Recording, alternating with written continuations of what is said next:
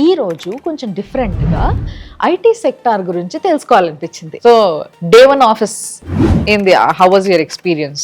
Day 1 office first ఏమనుకున్నంటే భయ్ ఏమున్నారా అనుకున్నావు?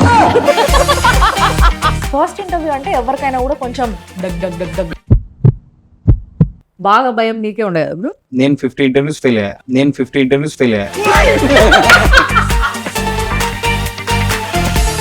ఫస్ట్ మీరు ముగ్గురు ప్రామిస్ చేయండి, మేము ఐటీ సెక్టార్ పైన ప్రామిస్ చేసి ఐటీ సెక్టర్ మీద ప్రామిస్ చేసి జనాలకు ఉన్న ఏవైతే డౌట్స్ ఉన్నాయో అన్ని మేము అడిగినప్పుడు మీరు అడిగినప్పుడు అన్ని కూడా నిజంగానే చెప్తాం. అన్ని నిజంగా ఆనెస్ట్ గా చెప్తాను. హెచ్ఆర్ అంటే కొంచెం సాడిజం చూపిస్తారని కూడా తెలుసు నాకు. అంటే మేమైతే సాడిస్లం కాదు,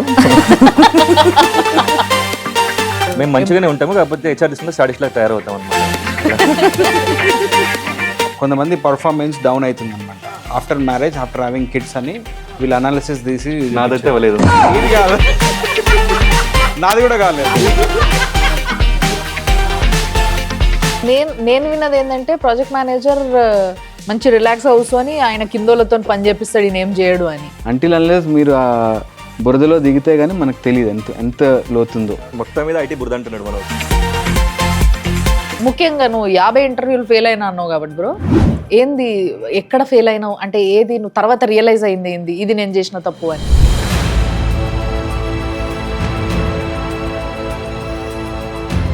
టు ఆల్ ద టాపర్స్, మీకు టాప్ మార్క్స్ వస్తే టాప్ సాలరీ వచ్చినట్టు కాదు, కార్పొరేట్లో సర్వైవ్ అవుతున్నట్టు కాదు. ఇప్పుడు ఎవరైతే మన టీమ్ లీడ్స్ కానీ ఎవరైతే ఉంటారో, మనం ఎవరి కింద అయితే ఉంటామో వాళ్ళు దే ఆస్క్ ఫర్ ఫేవర్స్ అని విన్నా నేను ఐటీలో. అవును, ఉంటాయి. కార్పొరేట్ జాబ్ వచ్చిన తర్వాత శాలరీ చూసి ఫ్లాట్ తీసుకోకండి, ఈఎంఐలు కట్టకండి. That's a very first rule.